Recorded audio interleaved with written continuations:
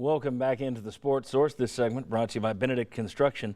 Thanks to you folks, our show is easily the #1 sports show in Knoxville media. In terms of the audience per hour, we crush it, and that's because of you, and I thank you.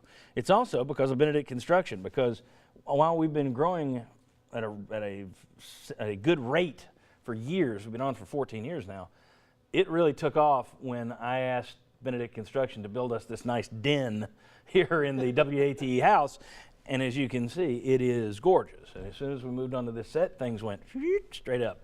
So you see the work they've done for me. Best I can do is tell you what my experience was, and it was on time, on budget. Looks good. Do you still have that napkin where this set started from? It's framed. Is it? Framed, yeah. It's a cocktail napkin. It's really just a big smudge. All right. Want to get back into basketball very quickly. We'll talk AD search, some VFLs in the combine a little later.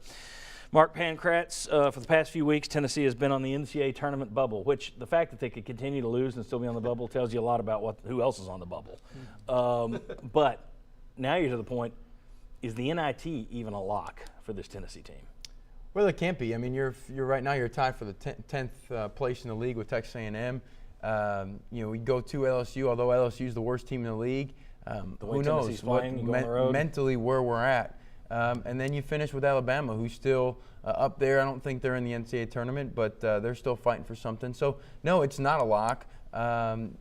We'll see where it ends up. You don't have to be 500 to get into the NIT, but I'd be surprised if you lose 2 if they get in. And the other thing that you're waiting on with the NIT is they are required now, since the NCAA took it over, it's a better tournament because they are required, if the NCAA passes on a conference champion from a smaller conference because that champion loses its own conference tournament, that team is an automatic bid into the NIT. So if you get a bunch of those teams upset, that takes up spots, and that could hurt Tennessee, who, as you mentioned, at best could be 16-14 going into the SEC tournament in Nashville. How disappointing would it be?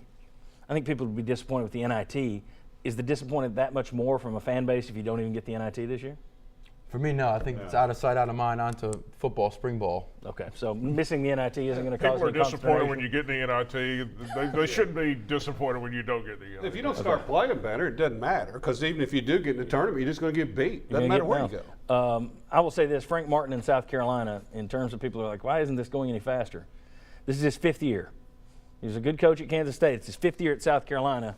It's going to be his first year in the NCAA tournament. If you walk into an empty cupboard, it's not easy to rebuild things quickly. That's just part of the truth of college basketball. Mark, thank you very much. Appreciate it. We'll see you next week.